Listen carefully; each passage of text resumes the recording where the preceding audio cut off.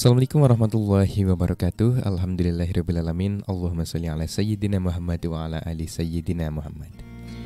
Dipancarluaskan dari Komplek Lembaga Pengembangan Dakwah Al-Bahjah Sendang Sumber Cirebon, Radioku Inspirasi Spirit Hati. Selamat sore dan apa kabar sahabat radioku dimanapun Anda berada? Bagaimana kabar Anda di kesempatan sore hari ini?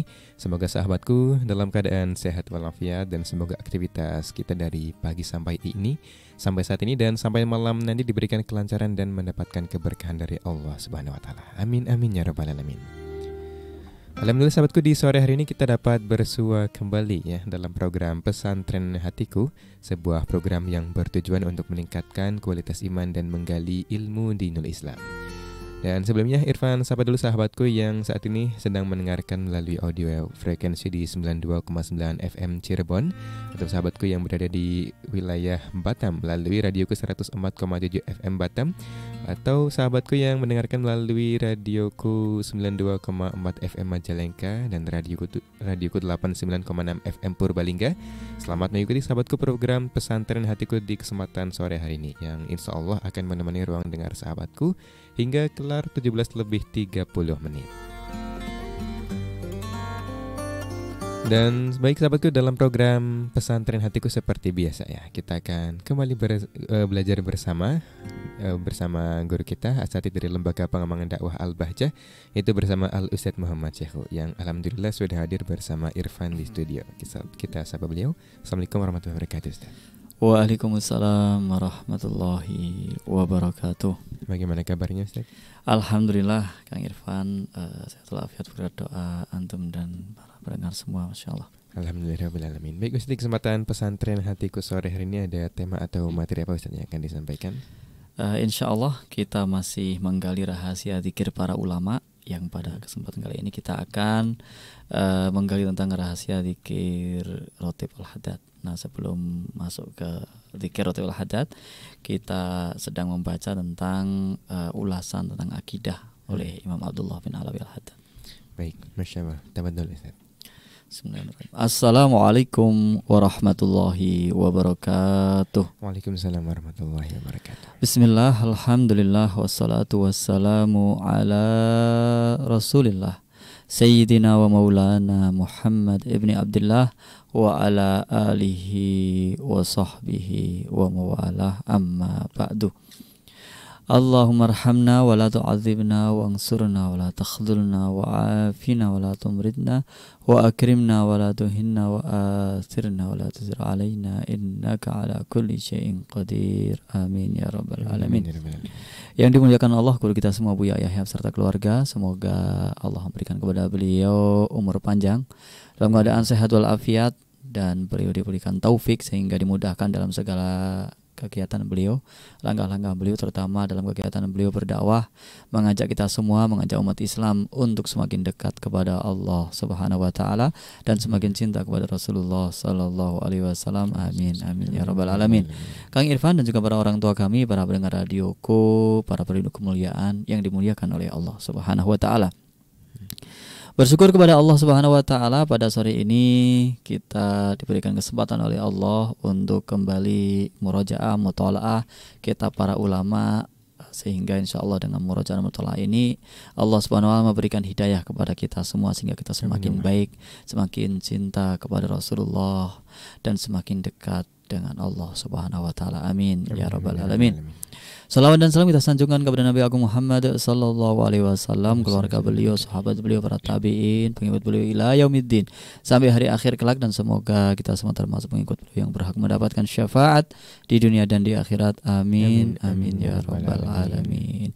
Baik Kang Irfan juga para pendengar radioku dimanapun Anda berada, sebelum kita melanjutkan rahasia zikir para ulama, menggali rahasia zikir para ulama, mari kita baca Al-Fatihah dulu untuk guru-guru kita semua yang telah mendahului kita, orang tua kita yang telah mendahului kita, untuk kaum muslimin muslimat, mukminin mukminat, khususan untuk Abdullah bin Alawi Al-Haddad wa usulihi wa fara'ihim wa adwalahu alaihim ajma'in wa ila jami'i masyayikhina wa jami'i awliya wa salihin wa syuhada. wasolihin khususan ila sasanan jadi wasli wa fari ngajim da aliyati Indonesia wa jami masyayikhina masyayikhina walidina wali akhwana akhwati azwajina muslimat wal mu'minat anna allaha yaghfiru lahum yarhamuhum wa yuridu rajatul jannah fa nabi asrarihim wa anwarihim wa ulumihim wa nafa'atihim bid dini wad dunya wal akhirah. Al-Fatihah. Bismillahirrahmanirrahim. Alhamdulillahirabbil alamin. Ar-Rahmanir-Rahim. Iyyaka na'budu wa iyyaka nasta'in. Mustaqim. Shiratal ladzina an'amta 'alaihim ghairil maghdubi 'alaihim waladdallin. Amin. Amin ya rabbal alamin.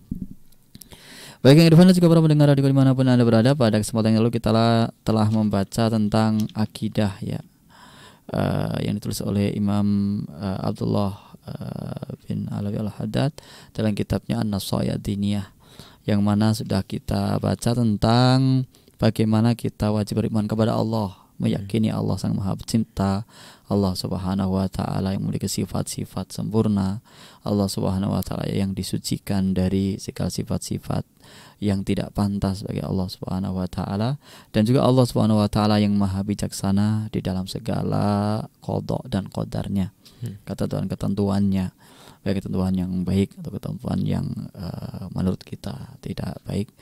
Tapi semua itu adalah karena kebijaksanaan Allah Subhanahu wa taala. Nah, pada kesempatan kali ini kita akan membaca tentang utusan Allah. Jadi setelah kita mengenal Allah Subhanahu wa taala dan bahwa Tuhan kita hanya Allah Subhanahu wa taala, dan kita yakin itu, dan semua yang berlaku di dunia ini semuanya adalah atas kehendak Allah Subhanahu wa taala, maka selanjutnya kita mengenal utusan Allah. Utusan Allah maksudnya adalah orang yang diberikan oleh Allah Subhanahu wa taala wahyu untuk disampaikan kepada umatnya. Sampaikan kepada umatnya agar umatnya kembali kepada Allah, kembali mengabdi kepada Allah Subhanahu wa taala. Nah, utusan-utusan Allah itu sangat banyak sekali, yang mana ada yang sampai bergelar nabi dan ada juga yang rasul.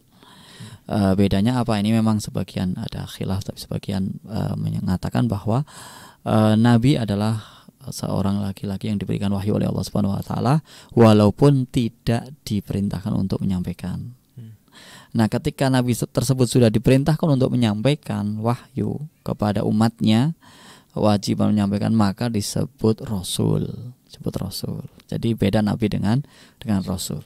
Seperti itu. Itu secara umum. Nah, berarti setiap rasul pasti nabi, tidak setiap nabi adalah rasul. Itu seperti itu. Jadi bedanya. Maka kalau seorang rasul, dia tidak mungkin menyampaikan sesuatu kecuali dia dapat wahyu dari Allah. Berarti dia juga nabi. Baik. Nah, dari nabi dan rasul yang wajib diketahui hanyalah 25. Hanya 25 yang disebutkan di dalam Al-Quran dan Al-Hadis. Nah, yang kita bahas kali ini adalah nabi yang terakhir, yaitu Nabi Muhammad Sallallahu Alaihi Wasallam. Dan memang kita wajibnya beriman kepada Nabi Muhammad. Nah, nabi yang lain bagaimana? Ya iman secara umum, yaitu iman kepada Rasul Allah, yaitu utusan-utusan Allah sudah. Nah, kalau secara terperinci ya iman kepada Nabi Muhammad Sallallahu Alaihi Wasallam, bagaimana sifat-sifatnya, bagaimana keadaannya, bagaimana hadis-hadisnya, hukum-hukum yang Rasulullah telah sampaikan kepada para sahabatnya. Maka selanjutnya wa nasyhadu, dan kita bersaksi. Bersaksi itu maksudnya adalah meyakini dengan seyakin-yakinnya. Seperti itu. Jadi kalau bersaksi maksudnya melihat, kan kita nggak melihat Nabi Muhammad.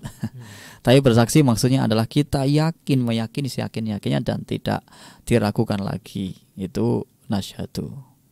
Karena kalau nasyhadu maksudnya adalah melihat, musyahadah, melihat, ya karena kita nggak lihat Nabi Muhammad. Tapi kita wajib meyakini anna Muhammadan, bahwa Nabi Muhammad abduhu adalah hamba Allah, wa rasuluhu, dan utusan Allah. Ini memang penyebutan abduhu, hamba Allah, ini dibanggakan oleh Rasulullah sallallahu alaihi wasallam. Seseorang nih yang dia menjadi asisten ya. Asisten pribadi saya dengan asisten pribadi presiden pasti lain kan. Pasti orang melihatnya, wah ini asisten pribadi presiden gitu. Kalau asisten pribadinya Ustaz Syekhu gitu.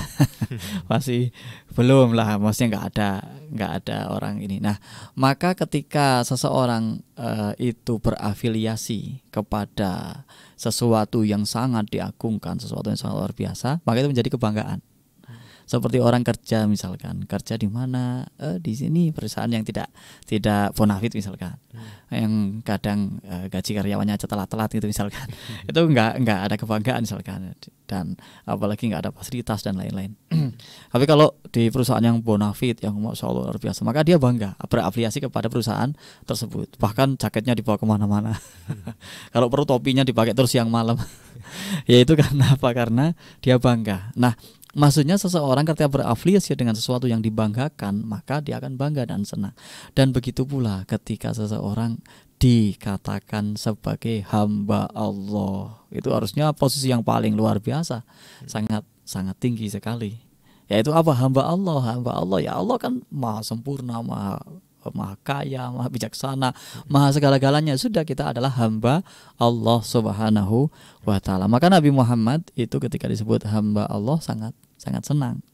Karena apa? Hamba Allah. Nah, daripada hambanya harta misalkan, atau hambanya binatang ternaknya dia misalkan, kan nggak enak gitu ya. Tapi kalau dikatakan hamba Allah, sudah. Jadi kita menghambakan diri hanya kepada Allah. Kalau di dunia ada struktural, orang atasan kita itu urusan duniawi. Tetapi tetap kita adalah hamba Allah, sehingga atasan kita jangan sampai mengalahkan Allah Subhanahu wa ta'ala sebagai apa? Yang posisi kita banggakan, yaitu sebagai hamba Allah. Seperti itu. Kalau kita membantu sebuah struktural, kita di bawah, ya atasan kita, selagi dia sesuai dengan aturan Allah kita ikuti. Kalau nggak sesuai ya nggak kita ikuti. Semacam itu. Jadi kita wajib bersaksi bahwa Nabi Muhammad adalah hamba Allah dan utusan Allah. Nah, penyebutan hamba Allah ini juga agar apa? Kita sadar, kita ini manusia sadar bahwa setinggi apapun derajat manusia, makhluk itu pasti masih berada di ruang lingkup sebagai hamba Allah. Jadi jangan sampai ada makhluk yang kedudukan tinggi sekali kemudian kita sampaikan ke derajat ketuhanan. Nah, jangan, karena apa? Karena itu namanya ghulu. Ghulu itu berlebih-lebihan di dalam mengagungkan sesuatu sampai melebihi batas. Nah, batasnya mana? Batasnya adalah ya kehambaan. Nabi Muhammad adalah hamba Allah Subhanahu wa ta'ala. Maka Nabi Muhammad kita sanjung setinggi apapun, sanjungan kita adalah sanjungan kepada hamba Allah. Jadi kalau ada orang yang mengatakan jangan berlebih-lebihan menyanjung Nabi apa dan seterusnya, seperti orang Yahudi, orang Nasrani yang mengagung-agungkan Nabi mereka sehingga menjadikan Tuhan.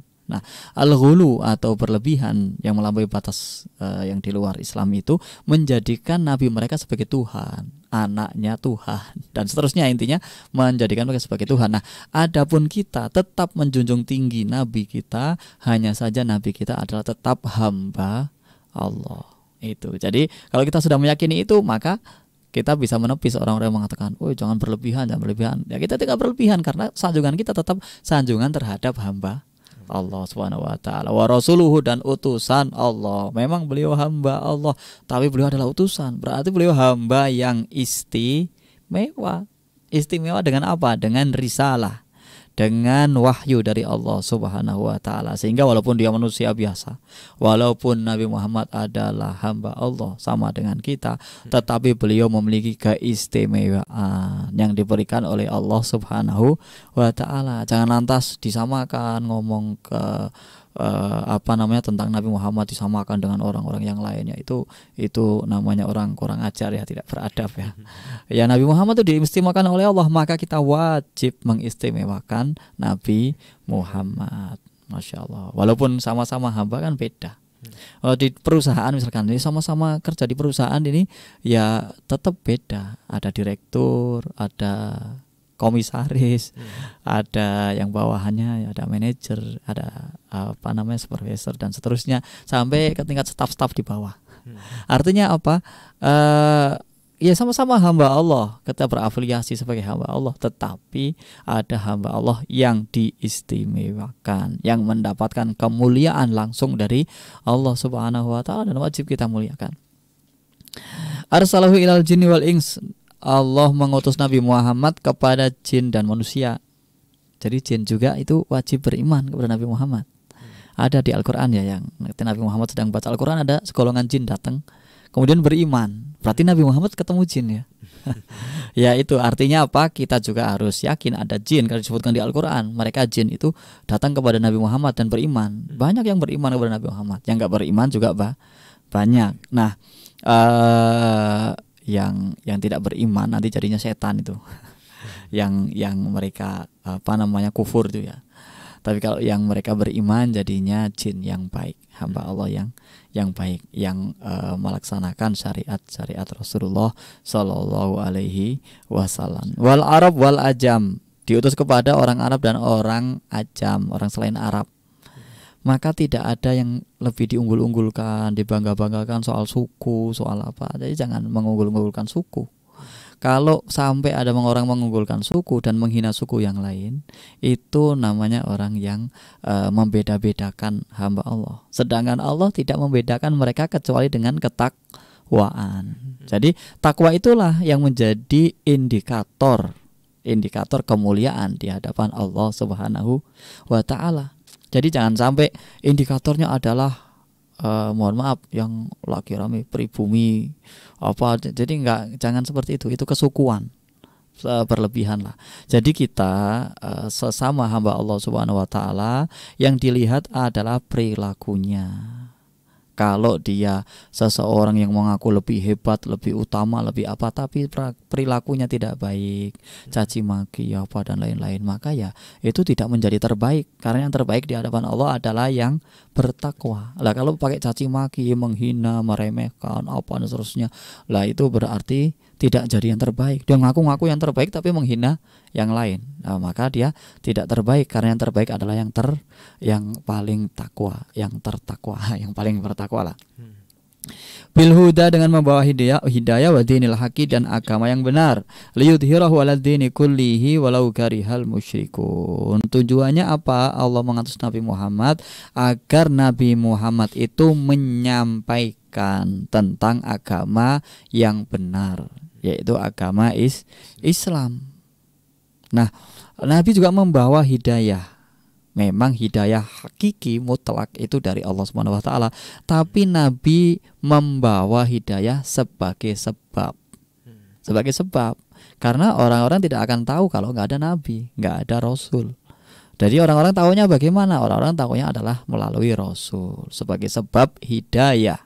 Yang memberikan hidayah hakikatnya Allah, tetapi Rasul sebagai sebab. Sehingga kalau ada orang hidup tidak pernah ketemu ulama, tidak pernah mendengar Islam, tidak pernah mendapatkan wahyu, tidak pernah mendengar tentang Nabi dan lain-lain, kok dia tidak beriman, ya nggak bersalah. Wong dia nggak pernah ketemu ulama, nggak pernah mendengar tentang ulama, nggak pernah mendengar tentang Islam. Sehingga syarat taklif diantaranya adalah bulughud dakwah. Dia sudah pernah mendengar tentang dakwah. Kalau sudah pernah mendengar, kok dia nggak beriman, lah baru dia dikatakan seorang yang kafir, seorang yang tidak beriman, tidak percaya kepada risalah kenabian, risalah Islam. Nah, tapi kalau sudah pernah mendengar, maka dia wajib beriman. Kalau nggak beriman, dikatakan sebagai kufur. Tujuannya itu. Jadi semua agama-agama yang mengaku benar, tetapi tidak mengakui Nabi Muhammad, maka ya agama itu tidak menjadi benar. Karena agama menjadi benar adalah ketika mengakui Nabi Muhammad SAW. Walau karihal musyrikun, walaupun orang-orang musyrik itu membenci statement ini, membenci tentang apa, keadaan ajaran Islam yang semakin membaik. Jadi gampang saja sekarang ciri-cirinya. Kalau syiar-syiar Islam, syariat-syariat Islam, ajaran-ajaran Nabi Muhammad SAW dianggap sebagai sesuatu yang dibenci oleh orang tersebut, berarti orang tersebut imannya diragukan. Kalau dia ngaku orang Islam. Jadi kalau ada orang Islam kok benci sholat misalkan, benci Al-Quran. Kenapa kok aturannya begini? Kenapa? Lah ya dia gawat ini. Bisa-bisa imannya hilang. Karena harus apa? Harus yakin bahwa ini adalah yang benar. Bahwa perintah sholat 5 waktu itu adalah yang benar. Nah, kalau misalkan ada orang yang tidak mau sholat, kemudian dia ditanya, jawabannya adalah, ya saya sebenarnya tahu sholat itu wajib, tapi ya gimana lagi, saya sibuk, saya ini wes pokoknya alasan terus. Maka dia masih dikatakan iman karena dia percaya. Tapi kalau udah, buat apa sholat, misalkan buat apa sholat, waduh, itu juga sholat terus nggak kaya gitu kan, nggak jadi kaya, nggak dapat apa-apa, dia malah sengsara dan seterusnya. Nah, berarti dia telah tidak percaya kepada sholat, maka hati-hati yang semacam itu. Nah, itu ketika seperti itu, maka bisa jadi imannya hilang. Maka ya kita harus orang beriman, orang Islam, ya wajib melaksanakan ajaran-ajaran syariat Islam. Nah, ini walau karihal musyrikun, karena yang benci tentang ajaran Islam adalah orang musyrik, orang yang tidak percaya kepada Allah Subhanahu wa ta'ala. Insyaallah kita lanjutkan setelah yang satu ini. Baik, Masya Allah. Terima kasih Ustaz atas pemaparan materinya di sesi kali ini. Sahabatku, jangan kemana-mana karena kita akan kembali melanjutkan pembelajaran kita. Tentunya masih bersama Al-Ustaz Muhammad Syekhu. Untuk Anda, tetap di Radioku Inspirasi Spirit Hati.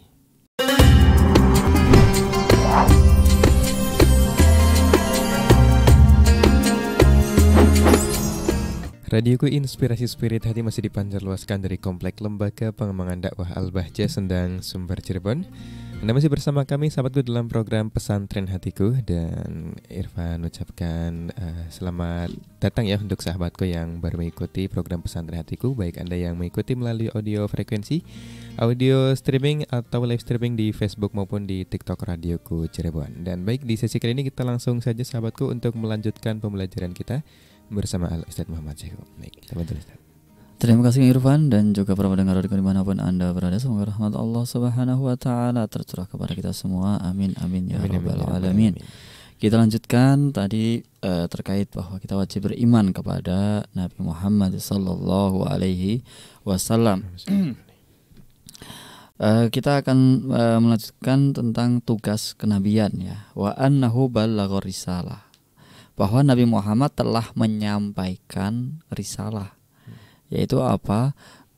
Wahyu yang didapatkan dari Allah Subhanahu wa taala melalui malaikat Jibril itu disampaikan kepada umat. Sampaikan. Ini balagha risalah, sudah disampaikan.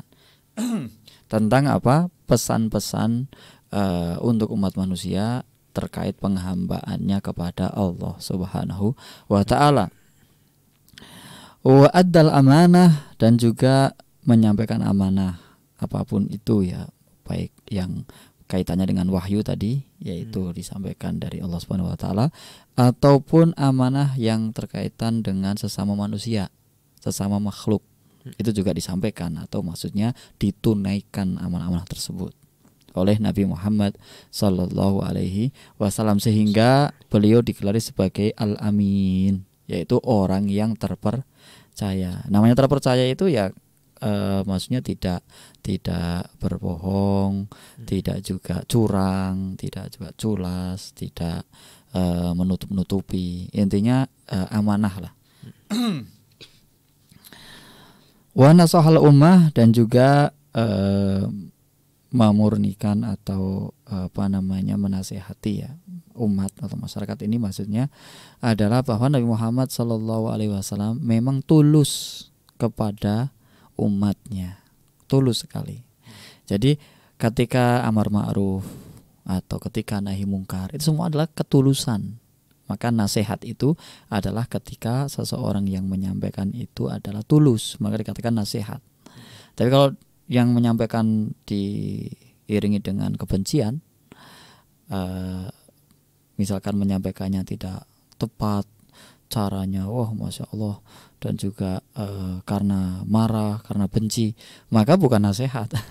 Nasihat itu ketulusan. Ketika seorang tulus kepada seseorang, maka dia akan menasihatinya dengan benar agar tidak salah langkah. Wa kasyafal ghummah, dan juga Nabi Muhammad sebagai orang yang menyingkap segala kesusahan. Ya, kesusahan siapa? Kesusahan umatnya.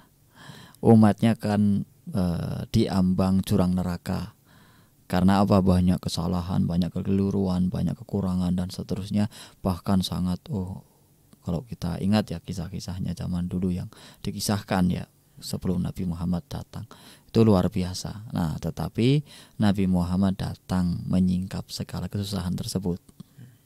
Itulah, jadi kalau orang lagi susah-susah, banyaklah sholawat kepada Nabi Muhammad Sallallahu Alaihi Wasallam yang menyingkapkan kesusahan.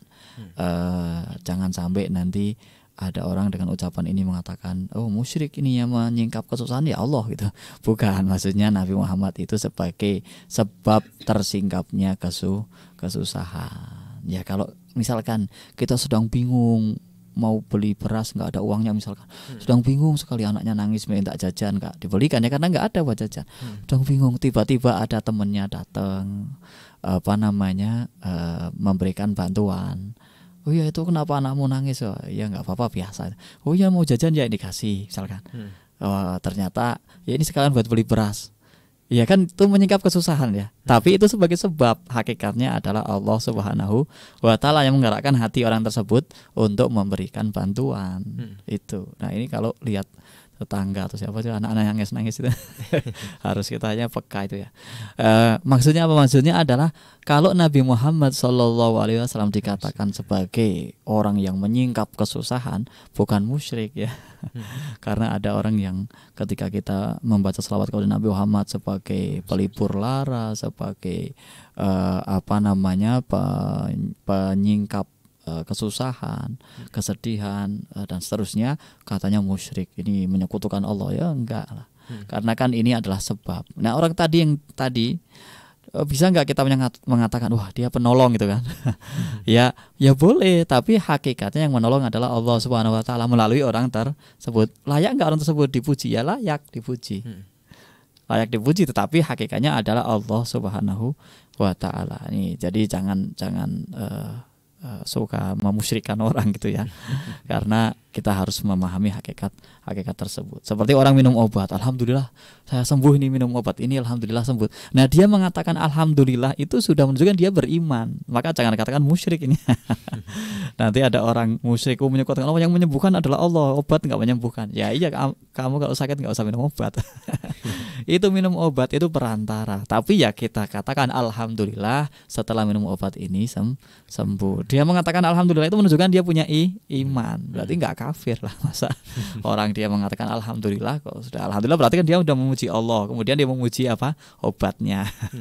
Obatnya makhluk Allah juga, yang mana oleh Allah dijadikan sebab kesembuhan. Nah, begitu juga Nabi Muhammad Sallallahu Alaihi Wasallam. Ketika kita katakan Nabi Muhammad adalah penyelamatku, penolongku dan seterusnya, ya itu maksudnya adalah apa? Maksudnya adalah Nabi Muhammad yang menjadi sebab kita tertolong, tidak lagi masuk ke dalam jurang api neraka karena perantara Nabi Muhammad dan seterusnya. Wajahada fillahi haqqa jihadihi, dan Rasul itu seorang pejuang yang luar biasa di jalan Allah. Bagaimana perjuangan beliau ketika menyampaikan risalah dakwah ke Taif, justru disambut dengan batu, lemparan batu, dipukul kanan kiri dan seterusnya. Bahkan mereka itu sudah bentuk soft, bukan soft menyambut seperti sekarang rebutan salaman. Kalau sekarang dai kan Masya Allah, belum nyampe itu sudah ditunggu-tunggu, softnya udah bawa rebana gitu kan. Ini Nabi Muhammad perjuangannya luar biasa. Berdakwah sampai disambut dengan apa? Dengan batu, dengan ludah, dengan pukulan dan seterusnya. Itulah perjuangan yang sesungguhnya Nabi Muhammad Sallallahu Alaihi Wasallam. Kemudian perjuangan beliau yang berikutnya sampai giginya retak ya, sampai berdarah dan seterusnya, sampai keningnya berdarah dan seterusnya. Itu dalam perjuangan beliau Nabi Muhammad SAW menyampaikan risalah. Dikatakan sebagai orang gila, dikatakan sebagai tukang sihir, dikatakan semacam-macam lah celaan dan cacian dan makian. Tetapi Nabi Muhammad ketika ada malaikat datang, ya kan, minta agar diizinkan, dah itu kaum itu jahat sekali, saya timpakan gunung saja. Kata Nabi Muhammad, nggak usah mereka itu orang nggak tahu. Nanti saya berharap anak-anaknya beriman. Ya benar, anak-anaknya pada beriman. Alhamdulillah. Itulah Nabi Muhammad SAW. Maka kita sebagai dai wajahada fillahi haqqa jihadi, ini sebagai rujukan kita, yaitu Nabi Muhammad SAW. Wa annahu shadiqun amin, dan beliau adalah orang yang sangat jujur dan terpercaya. Sudah dikisahkan tadi lah, jujur dan terpercaya. Bahkan musuh-musuh Islam, orang-orang yang tidak percaya agama Islam, itu masih percaya kejujuran Nabi Muhammad. Sehingga dikisahkan bahwa ketika Nabi Muhammad hijrah, itu meninggalkan Sayyidina Ali di Mekah. Sayyidina Ali itu hijrahnya terakhir. Itu dalam rangka apa? Dalam rangka mengembalikan amanat yang ada pada Nabi Muhammad. Ini kan aneh ya, orang nggak percaya, pembohong, gila, apa dan seterusnya. Tapi amanat-amanat hal-hal penting itu kadang dititipkan kepada Nabi Muhammad pada zaman itu ya. Karena memang rumah yang sangat amanah ya rumahnya Nabi Muhammad. Sehingga Sayyidina Ali besoknya mengembalikan barang-barangnya orang tersebut ya. Kan ya aneh lah kalau menurut kita ya. Orang tidak percaya kepada agamanya tapi percaya kepada perilakunya. Karena memang Nabi Muhammad itu al-amin. Mu'ayyadun bil barohin as-sadiqah, dan juga Nabi Muhammad itu didukung oleh Allah Subhanahu wa taala dengan argumen-argumen yang sangat kuat, argumen yang tepat, kamunya gitulah. Nah, argumen-argumen itu apa? Banyak sekali argumennya, tetapi nanti ada yang jadi mukjizat. Mukjizat itu yang memang orang-orang kafir itu nggak mampu untuk menandinginya. Bahkan sampai sekarang orang-orang nggak ada yang mampu menandinginya. Itu yang menjadi mukjizat. Kalau burhan itu ya hujah-hujah yang kuat lah. Dengan tanya jawab itu jawabannya wah luar biasa. Sebenarnya logis juga ya. Tapi dulu kok kenapa kakek-kakek saya seperti ini? Jadi saya nggak percaya kan. Itu orang sudah logikanya nggak dipakai akhirnya. Seperti itu. Ketika hujahnya kuat maka harusnya ya kita ngikuti hujah tersebut atau argumen-argumen yang sangat tepat itu. Wal mu'jizatil khariqah, dan juga mukjizat-mukjizat yang tidak lazim, tidak umum lah. Maksudnya tidak lazim itu apa? Ya adatnya itu misalkan orang itu kan kalau 1 gelas air diminum paling 3 orang lah. Ya, 5 orang lah taruhlah. Atau 10 seripit-seripit gitu ya. Ini enggak, air segelas diminum oleh orang sampai 300. Coba sampean gelasnya kayak apa coba? Apa gelas jumbo itu? Yang es teh itu ya. Ini Nabi Muhammad SAW, maka itu disebut apa? Khariqul adat. Itu tidak sesuai dengan umumnya, tidak lazim, ya kan? Kemudian Nabi Muhammad SAW itu pada zaman itu adalah zamannya para pujangga. Banyak orang-orang pujangga yang hebat dalam memilih kata, dalam menyusun kata ini kata itu setelahnya dan seterusnya. Itu ternyata mereka tidak mampu menandingi Al-Quran. Buktinya apa? Yang mereka susun itu sekarang orang baca 2-3 kali itu udah bosen. Kalau antum baca Mu'allaqat Asyra itu apa yang syair-syair orang jahiliyah yang digantung di Ka'bah itu kan ada banyak ya, yang terkenal 10 lah. Itu kalau dibaca sekarang itu baca berapa kali udah bosen. Tapi orang baca Al-Quran beribu-ribu kali nggak bosen. Ada yang setiap hari khatam itu nggak bosen juga. Yaitu kalau yang setiap hari khatam itu orang-orang istimewa ya. Kalau kita yang penting bacalah setiap hari lah, jangan sampai nggak baca. Itu. Nah itu tapi nggak bosen. Coba Al-Fatihah itu dibaca setiap hari berapa kali coba? Bosen nggak? Di sholat saja 17 kali. Belum di luar sholat, setelah sholat. Belum lagi kalau Al-Fatihah lagi membaca doa untuk orang lain. Belum lagi baca rotib Al-Haddad. Itu Al-Fatihahnya berapa kali? Jadi sehari itu Al-Fatihah bisa dibaca sampai 50 kali. Tapi kok nggak bosan orangnya? Nah itu mukjizat ya.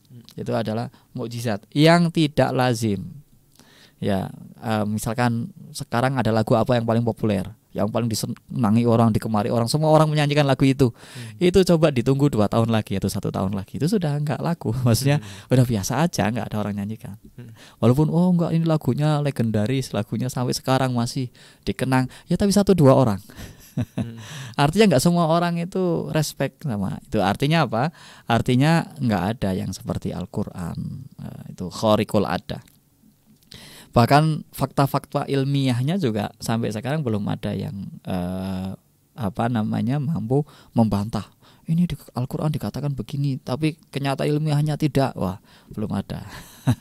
Belum ada ya yang menyatakan demikian. Artinya memang itu adalah mukjizat. Belum lagi mukjizat-mukjizat yang lain, yang makanan sedikit jadi banyak gitu kan. Jadi banyak itu bukan berarti makanannya jadi numpuk-numpuk, enggak. Maksudnya orang makan tuh gantian 5 datang tapi nampaknya masih itu. Itu ada terjadi. Jadi nggak ada makanan lain kecuali itu dikumpulkan di depan Nabi, makannya gantian kata Nabi. Datang makan 5 orang kenyang, keluar. Datang lagi makan kenyang, keluar. Yang terakhir, nanti saya nggak kebagian. Nggak khawatir, ini adalah makanannya Nabi Muhammad SAW. Jadi barokah itu, masya Allah. Ini mukjizat itu sebagai dukungan dari Allah Subhanahu Wa Taala agar manusia percaya, karena orang kan percaya ketika oh iya ini sebenarnya bukan manusia biasa ternyata. Kalau manusia biasa satu nampan ya 5 orang sudah habis, ya kan? Yang ke-6 ke-7 belum seterusnya itu nggak kebagian. Tapi ini bukan manusia biasa, ini adalah manusia yang didukung oleh Allah Subhanahu wa Ta'ala, seorang nabi. Wa anallahu ta'ala farada 'alal ibadi tasdiqahu wa ta'atahu wa tiba'ahu, dan Allah mewajibkan kepada hambanya untuk mempercayainya, menaatinya, dan juga mengikutinya. Nah, insya Allah kita akan menjelaskan setelah yang satu ini. Baik, Masya Allah. Terima kasih Ustaz atas pemaparan materi yang di sesi kali ini. Sahabat, kita akan jeda terlebih dahulu. Pastikan Anda tetap bersama kami di Radioku Inspirasi Spirit Hati.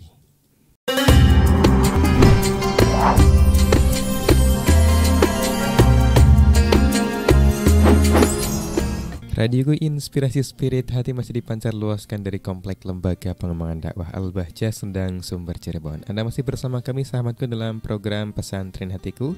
Dan langsung saja sahabatku ya, kita lanjutkan pembelajaran kita bersama Al-Ustadz Muhammad Syekhul. Baik, teman-teman. Terima kasih Kang Irfan dan juga para pendengar radio dimanapun Anda berada. Semoga rahmat Allah Subhanahu Wa Taala senantiasa tercurah kepada kita semua. Amin, amin ya Rabbal Alamin. Kita lanjutkan ya pembacaan tadi tentang akidah oleh Al-Habib Abdullah bin Alawi Al-Haddad, yang mana beliau mengatakan bahwa Nabi Muhammad SAW adalah seorang nabi yang jujur dan terpercaya ya. Ya memang nabi syaratnya itu ya, sidik, amanah, tabligh, fatonah itu. Nah, kemudian tadi juga diterangkan bahwa kita harus yakin bahwa Allah mewajibkan, wajibnya ini kata-katanya fardu ini, karena ada sebagian madhab yang mengatakan wajib dan fardu itu berbeda. Maka yang lebih tinggi mana? Yang lebih tinggi adalah fardu.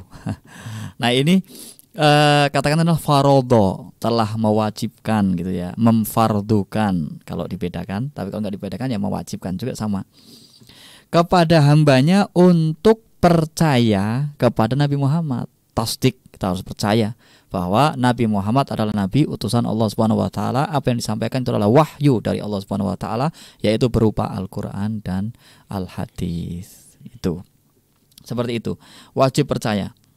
Jadi kalau Nabi Muhammad mengatakan kalau ada lalat masuk ke dalam gelas, maka masukkanlah lalat itu ke dalam air, ya air yang di dalam gelas itu, kemudian nanti buang. Setelah dibuang, airnya boleh diminum. Lah, ini kalau Nabi Muhammad mengatakan seperti itu ya kita harus percaya. Ini yang mengatakan adalah Nabi Muhammad Sallallahu Alaihi Wasallam. Kemudian Nabi Muhammad mengatakan bahwa di akhirat nanti ada orang-orang yang disiksa, lisannya digunting dengan gunting, waduh ngeri sekali. Kemudian siksa neraka yang paling ringan dipakaikan sepatu yang kalau orang tersebut memakai sepatu itu, maka saking panasnya ubun-ubunnya mendidih. Wah, wajib percaya karena disabdakan oleh Rasulullah SAW. Wa ta'atahu, dan wajib taat kepada Nabi Muhammad. Nah ini taat kepada Nabi Muhammad. Wa tiba'ahu, dan ikut atau mengikuti Nabi Muhammad. Dua kata ini sering dijadikan jargon tentang taat kepada Nabi Muhammad dan ikut kepada Nabi Muhammad. Nah, ketika kita wajib taat dan ikut kepada Nabi Muhammad, itu adalah kata-kata yang sahih, yang sakral, yang wajib kita imani kebenaran pernyataan tersebut. Bahwa setiap seorang yang mengaku muslim atau mukmin wajib taat dan mengikuti Nabi Muhammad SAW, musallam. Semua orang harus ikut, harus meyakini hal tersebut, harus menjalankan statement tersebut. Nah, akan tetapi di sini perlu kita pahami terkait beberapa orang yang menggunakan statement ini untuk menyalahkan orang lain, untuk mengkafirkan sesama muslim. Ini. Nah, kita harus waspada hal itu. Karena apa? Ada orang bermadzhab Syafi'i, kemudian dikatakan, loh kenapa kamu bermadzhab Syafi'i? Bukankah kita wajibnya ikut Nabi Muhammad, tak wajib ikut Imam Syafi'i? Maka orang ini tidak memahami yang namanya mazhab. Dan pastikan, saya yakin 100% orang itu nggak pernah belajar tentang mazhab, atau tidak pernah mempelajari tentang mazhab. Itu kalau pernah belajar tentang mazhab pasti tahulah bagaimana proses mazhab tersebut diwujudkan, atau dari mana statement-statement Imam Syafi'i itu, dari mana statement Imam Nawawi tersebut, dari mana ungkapan-ungkapan disampaikan oleh para ulama dalam kitab-kitab fikih, itu harus difahami. Jadi ketika ada orang membandingkan ikut Nabi apa ikut Imam Syafi'i, maka orang itu belum paham tentang mazhab Syafi'i dan belum mengenal Imam Syafi'i. Maka harus belajar dulu seperti itu. Maka nggak bisa dibandingkan ikut Nabi apa ikut Imam Syafi'i, karena Imam Syafi'i itu ikut Nabi.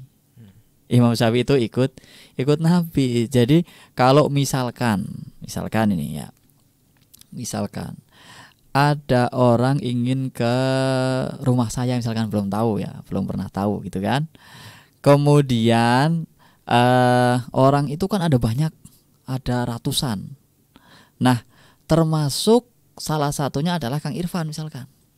Kemudian karena Kang Irfan juga nggak tahu rumah saya, maka Kang Irfan telepon saya, ya kan, minta petunjuk. Kemudian saya kasih petunjuk kan. Petunjuknya dalam bentuk tulisan, saya kirim WhatsApp ke Kang Irfan gitu misalkan.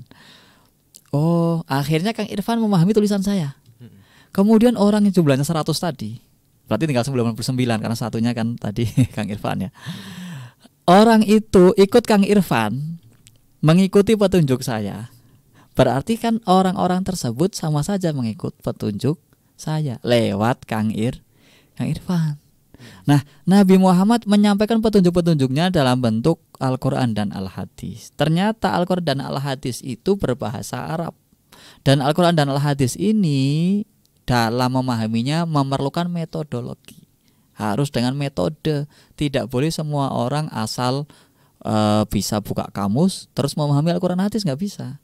Ada metodenya, ada cara-caranya. Yang metode tersebut sudah diungkapkan oleh Imam Syafi'i dalam kitabnya Ar-Risalah, cara memahami Al-Quran dan Al-Hadis. Nah, ada juga yang caranya mengikuti Imam Abu Hanifah, ada juga yang caranya mengikuti Imam Malik, ada juga yang caranya mengikuti Imam Ahmad bin Hambal. Nah, itulah cara-cara memahami Al-Quran dan Hadis mengikuti mereka. Nah, kalau kita mengikuti Imam Syafi'i, yang Imam Syafi'i panduannya adalah Al-Quran dan Al-Hadis, berarti kita juga mengikuti Al-Quran dan Al-Hadis, tetapi lewat jalurnya Imam Syafi'i. Loh, kenapa tidak langsung harusnya Imam Syafi'i? Ya silakan kalau kamu bisa. Ya saya bisa, ya monggo, silakan kalau bisa. Artinya kalau kamu bisa silakan. Kalau kamu nggak bisa, ya kenapa nggak ikut orang yang sudah bisa? Ya kan, kita sudah tahu nih bahwa Imam Syafi'i itu adalah ahli dalam bahasa, ya kan, menguasai hadis, menguasai Al-Quran, menguasai kalam-kalam para sahabat, menguasai. Nah, Maka karena Imam Syafi'i sudah jelas mampu memahami Al-Quran dan Al-Hadis, maka kita ngikuti Imam Syafi'i yang sudah paham Quran dan hadis. Seperti 99 orang tadi, sudah cukup ikut Kang Irfan yang sudah paham instruksi saya. Ya Kang Irfan, nanti di toko mie itu belok kanan. Nah, dari toko mie itu belok kanan. Nanti setelah itu akan ketemu tukang cilok. Tukang cilok itu belok kiri. Nanti setelah itu 200 meter belok kanan lagi, itu yang ada pohon jambu. Oh iya tahu. Lah kalau orang yang ngikuti instruksi saya, sedangkan dia nggak tahu tukang mie itu mana, kan nggak pernah lihat. Sedangkan Irfan pernah lihat atau sudah tahu, paham. Oh mie itu yang ini. Nah maka orang-orang yang tadi ketika ikut Kang Irfan sudah aman, nyampe juga. Tetapi kalau orang-orang tersebut enggak, saya akan pahami sendiri. Tukang mie, ternyata tukang mie-nya yang di depan sana. Wah, salah. Padahal tukang mie yang di mana gitu. Seperti itu. Jadi ketika kita belum mampu atau enggak memiliki kapasitas untuk memahami Al-Quran hadis secara langsung, maka kita mengikuti orang-orang yang memahami Al-Quran dan hadis, dan itu lebih selamat. Lebih selamat itu artinya apa? Sudahlah, kita kalau memahami nebak-nebak daripada keliru gitu kan. Kecuali kalau dia sudah ahli ijtihad, dia sudah makomnya ijtihad, silakan ikut pemahamannya dia terhadap Al-Quran dan Al-Hadis. Ikut Nabi Muhammad secara langsung, silakan. Kalau antum ahli ijtihad, dan apakah antum sudah memiliki alat-alatnya, instrumen ijtihadnya sudah punya apa belum? Kalau belum punya, ya siap-siaplah nyasar gitu ya. Oh enggak apa-apa, ada Google. Ya mau gue ikut itu silakan, tapi ternyata nyasar ke sawah, ke kandang kambing itu. Seperti itu. Nah, wajib ikut Nabi Muhammad, taat dan ngikut Nabi Muhammad wajib. Dengan cara macam-macam. Yang bisa langsung ikut Nabi Muhammad silakan. Yang bisa mengikuti metodologi tertentu untuk memahami Al-Quran dan hadis, silakan. Tapi yang bisanya taklid, orang-orang awam bisanya taklid, nggak mampu saya baca Quran aja nggak bisa, masa mau menerjemahkan, mau mengartikan, mau memahami, aduh saya nggak bisa, ya saya ikut saja sama ustadz gitu. Ya sudah, ustadz ikut siapa? Ustadznya lagi ikut siapa? Ikut ustadznya lagi sampai Imam Syafi'i, sampai Kanjeng Nabi Muhammad Sallallahu Alaihi Wasallam. Wa annahu la yuqbalu imanu abdin wa in amana bihi subhanahu hatta yu'mina bi Muhammadin. Orang yang beriman kepada Allah kok tidak percaya kepada Nabi Muhammad tidak diterima. Nah, ini untuk orang-orang lain yang mereka beriman kepada Nabi selain Nabi Muhammad, beriman kepada Allah tapi tidak beriman kepada Nabi Muhammad, maka nggak diterima. Karena syaratnya beriman kepada Muhammad. Wa jami'i ma ja'a bihi, dan iman kepada semua yang dibawa oleh Nabi. Ya Al-Qur'annya, ya hadis-hadisnya yang disampaikan yang sahih sampai kepada Nabi, wajib diikuti. Wa akhbaru anhu, dan apa yang dikabarkan oleh Nabi Muhammad wajib percaya. Min umuri dunya wal akhirah, yaitu urusan dunia dan urusan akhirat. Nah, nanti akan kita bahas tentang alam akhirat yang dimulai dari alam kubur. Ini sebenarnya sudah dijelaskan oleh Buya Yahya dalam kitab Sama'iyat. Silakan kalau yang pengen beli bukunya bisa datang ke Al-Bahjah ya, banyak. Kalau tidak bisa cari pustaka Al-Bahjah. Kalau nggak bisa juga tulis saja Sam'iyat ya, bukunya Buya Yahya. Ini nanti tentang alam gaib, termasuk alam kubur, nanti kan alam barzakh, terus nanti sampai padang mahsyar, sampai nanti kemana, sampai ke surga atau neraka. Itu kitabnya namanya Sam'iyat. Nah, kalau mau ngikut yang hari Ahad juga masih dibaca, kayaknya belum selesai itu. Seperti itu. Nah, itulah yang kita baca tentang akidah. Insya Allah berikutnya nanti kita akan membaca tentang iman kepada alam kubur. Apa yang ada di alam kubur, insya Allah pada pertemuan yang akan datang. Baik, Masya Allah. Terima kasih Ustaz atas pemaparan materi yang di sesi kali ini. Sudah saatnya Ustaz untuk menyampaikan kesimpulan dan dilanjut dengan doa keberkahan.